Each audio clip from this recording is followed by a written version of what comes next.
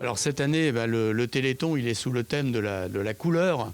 Donc c'est colore ton Téléthon. Et c'est vrai qu'après 2 années, et particulièrement une 2020, qui était très réduite en termes d'activité compte tenu du Covid, eh bien, nous espérons effectivement que 2022 soit effectivement une année Téléthon normale. Cette fête, ce 14 juillet en hiver, qui permet de réunir plein de gens et tout ça en faisant la fête.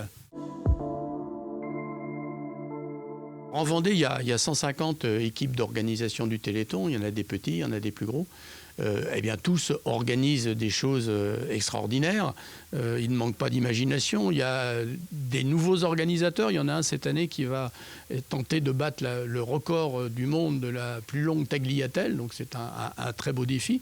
Mais il y a aussi des télétons plus traditionnels, des villages télétons, des défis sportifs, des 24 heures en piste, etc., etc.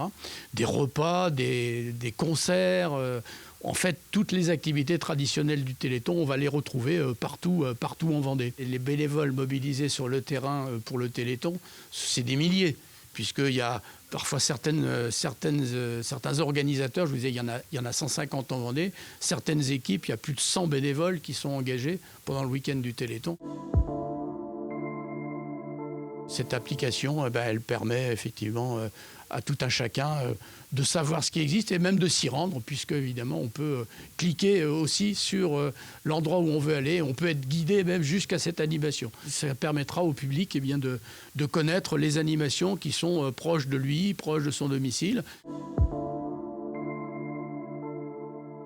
Au-delà des animations, au-delà des paiements par Internet, des dons par Internet, il y a également le 3637, les promesses de dons. Donc n'hésitez pas là aussi à faire appel à ce 3637. Il est ouvert jusqu'à une semaine après le Téléthon. Donc n'hésitez pas à faire vos dons, on en a besoin.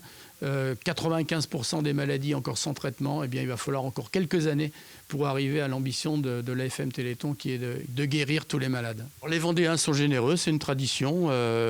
Quand le record de 2019 a été battu, 1 231 000 €, c'était 87 millions d'euros qui étaient collectés nationalement. Donc vous voyez que la proportion est importante et que la moyenne par habitant est une des plus importantes en Vendée. Et ça continue, ça s'observe chaque année. On est sûr que ça sera la même chose en 2022.